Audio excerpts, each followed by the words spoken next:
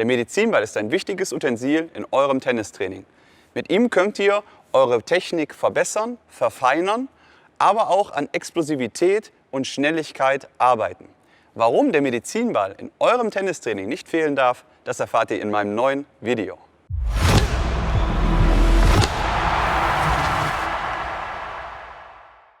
Hallo, schön, dass ihr wieder dabei seid. Ich bin der Martin und in meinem Kanal erhaltet ihr Woche für Woche neuen Stoff für euer Tennistraining. Wenn euch das Video gefällt, dann lasst mir doch ein Like da, abonniert meinen Kanal, drückt auf die Glocke und dann verpasst du kein Video mehr von mir.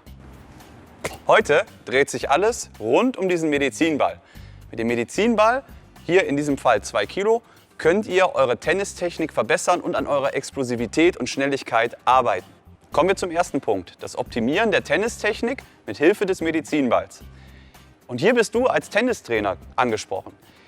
Du kennst es mit Sicherheit. Du hast im Training Schüler, die die Technik zwar schon ganz gut können, die spielen den Ball kontinuierlich rein, aber wo wir genau wissen, ist es nicht ganz optimal, was sie machen, wo wir ein bisschen Feinheiten brauchen, wo wir justieren müssen, wo wir etwas optimieren müssen. Ein Beispiel könnte sein, der Schüler holt nach unten aus. Wir alle wissen, das ist nicht ganz das Optimale für den Schlag, für den Ablauf des Schlages. Wir wissen, wir holen am besten auf Kopfhöhe oder über Kopfhöhe aus. Und hier können wir wunderbar mit dem Medizinball ansetzen und diese Schwachstelle korrigieren. Nämlich immer dann eigentlich, wenn durch Demonstration des Trainers, also wenn ich dem Schüler die Bewegung vormache, oder eben es durch Erklärung der Schüler immer noch nicht schafft, die Bewegung richtig auszuführen, weil er wahrscheinlich über Jahre lang so gespielt hat oder es nicht anders beigebracht bekommt, bekommen hat, wie auch immer. Hier ist der Medizinball eine nützliche Hilfe. So, schauen wir mal, worum es jetzt hier geht. Also, ich habe hier einen Medizinball, der ist 2 Kilo schwer. 2 Kilo eignet sich auch perfekt für Erwachsene. Bei Kindern würde ich zu einem leichteren Modell gehen, vielleicht auf 1 Kilo gehen. Und auch für Kinder kann man natürlich die Übung, die ich jetzt zeige, wunderbar machen. Wenn ihr eine Bezugsquelle braucht für so einen Ball, dann schaut mal in die Videobeschreibung. Dort habe ich für euch einfach mal eine Bezugsquelle hinterlegt. So, kommen wir jetzt zu der Übung mit dem Medizinball. Was kann ich oder wie kann ich die Technik verbessern hiermit? Also zum Ersten ist der Ball natürlich relativ schwer. Und das heißt, wir haben immer die Schwerkraft, also der Ball zieht eigentlich immer zum Boden. Und jetzt kann ich den Schüler mich hinstellen lassen und die Vorhand- und Rückhandbewegung mit dem Medizinball nachstellen, ja, nachbauen. Das heißt, ich gehe mal an die Grundlinie und lasse jetzt Schwünge mit Vorhand und Rückhand durchführen. Jetzt ist wichtig, wir bleiben mal bei dem Beispiel, was ich euch eben gerade angesprochen hatte. Die Ausholbewegung geht beim Schüler immer nach unten. Und jetzt kann ich wunderbar mit dem Medizinball dem Schüler demonstrieren, und das soll er natürlich gleich auch nachspielen, dass man mit dem Medizinball nach hinten oben geht. Ja, also wir fangen hier an und dann lasse ich den Schüler mit dem Medizinball die Vorhandbewegung ein paar Mal durchführen. Dadurch, dass der Ball so schwer ist, habe ich immer den Zug nach unten und der Schüler lässt eigentlich den Schwung frei laufen. Das heißt, er wird mit einem leichten Ball sehr wahrscheinlich irgendwie sowas machen oder so. Aber wenn wir ihn richtig schön hier in diese Schleife reinbringen, dann folgt er. Da kann man wunderbar mit dem Arm einfach folgen lassen und dann habe ich einen wunderschönen Schwung, zum Beispiel hier auf der Vorhandseite. Und wichtig ist hier so ein paar Wiederholungen zu machen. Wir sagen Schüler über Kopfhöhe ausholen und dann schön durchschwingen. Ellbogen folgen lassen, das ist wichtig, damit es immer ein flüssiger Schwung ist.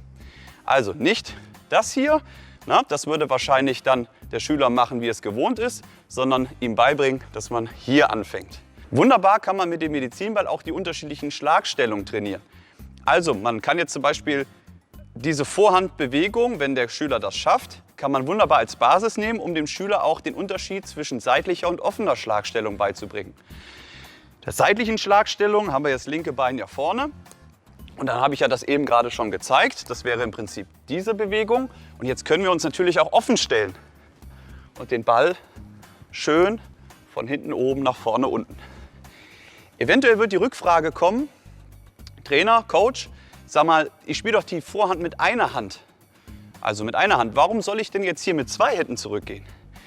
Ja, wir spielen der Schläger befindet sich in der rechten Hand, aber bei meiner Vorhandbewegung nutze ich ja auch die linke Hand. Ja? der Arm zeigt zum Ball, ja, und letztendlich ist auch der Vorhandschlag, ja, ein Schlag, den ich letztendlich mit beiden Seiten durchführe. Deswegen gar nicht schlimm, dass ich hier mit zwei quasi beidhändige Rückhand auf der Vorhandseite spiele.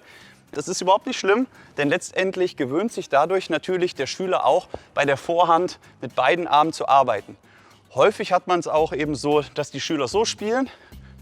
Und das kann man wunderbar mit dem Medizinball eben Haut auch rauskriegen, dass ich mir angewöhne, mit beiden Armen zu arbeiten. Das ist wichtig. So, und was auf der Vorhand funktioniert, funktioniert natürlich auch auf der Rückhand. Das heißt, auch hier kann ich mich stellen, seitliche Schlagposition. Hier würde ich nicht so hoch ausholen, sondern in diese Position gehen, schön Spannung und dann schön übers rechte Bein und rotieren. 1, 2. Wenn der Schüler das gut kann man das auch ein bisschen schneller machen. Nebenbei mal mit Steps. Hopp, Steps, Hopp, Steps. Genauso auch mit der offenen Schlagstellung. Hier, kommt. Hier, kommt. Hier, übers linke Bein und durchschwingen. Das war's zum Thema Optimierung der Schlagtechnik. Und ich zeige euch jetzt mal, wie das im Tennistraining aussehen kann, dass man nämlich erst mit dem Medizinball arbeitet und dann mit dem Schläger. Hier ein Praxisvideo für euch.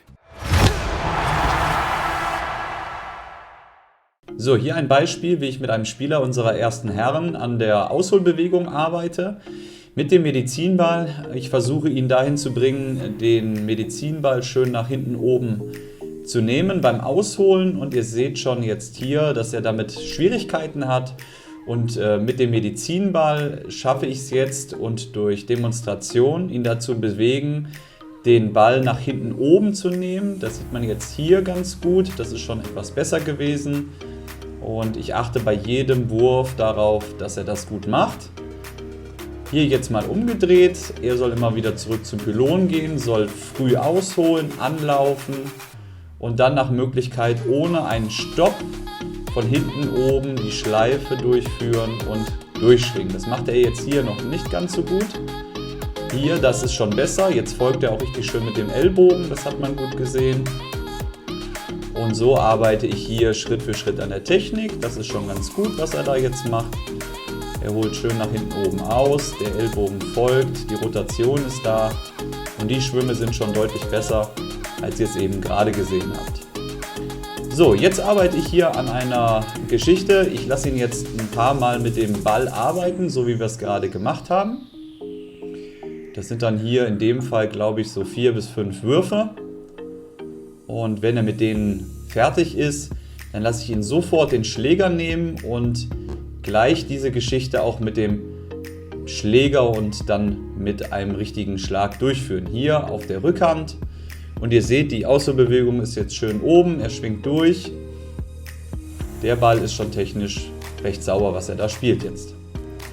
Und so kann man das Schritt für Schritt machen. Also erst mit dem Medizinball arbeiten, versuchen den Schwung reinzubekommen, die Technik gut zu optimieren und danach mit dem Schläger das Ganze nachmachen.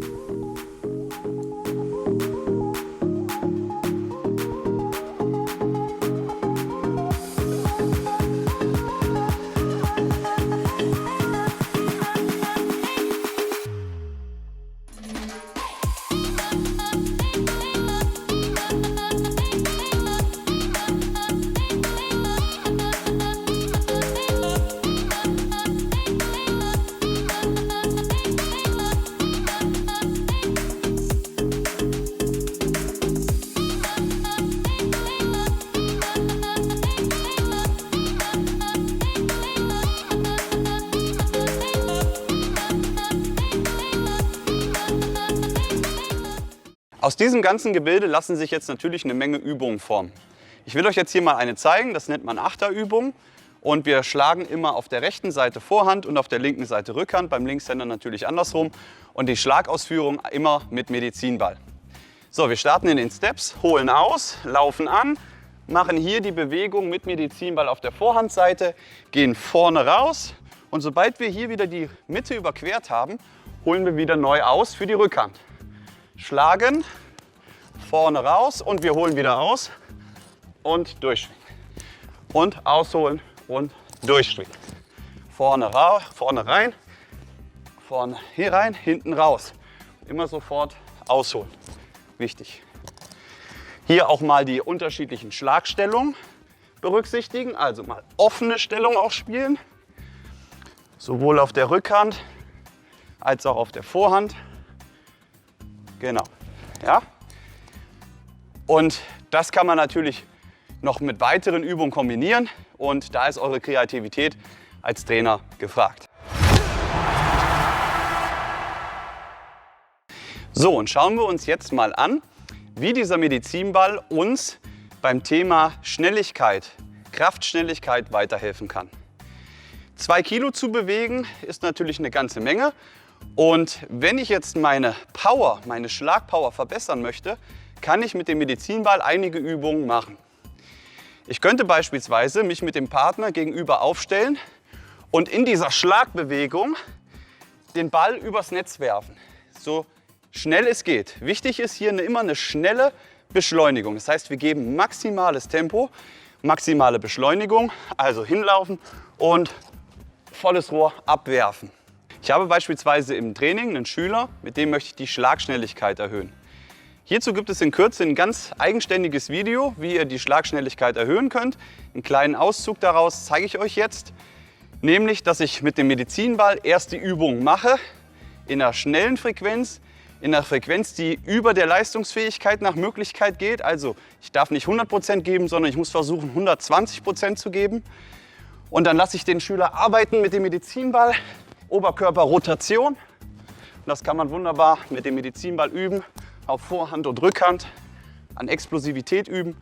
Und dann direkt danach, nachdem wir Medizinball gemacht haben, direkt danach das Ganze mit Schläger, um die Technik auch noch zu verbinden.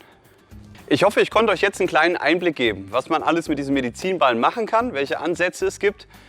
Und eventuell werde ich auch noch mal ein Video nachlegen, nur mit Übungen für diesen Medizinball. Aber ich denke, ihr habt einen guten Eindruck bekommen, was ihr damit alles machen könnt. Und ich bin gespannt, ob ihr das mal in eurem Tennistraining versucht. Wenn ihr das gemacht habt, schreibt es mir doch in die Comments. Ansonsten war es das mit meinem Video und bis zum nächsten Mal. Euer Martin, ich freue mich auf euch.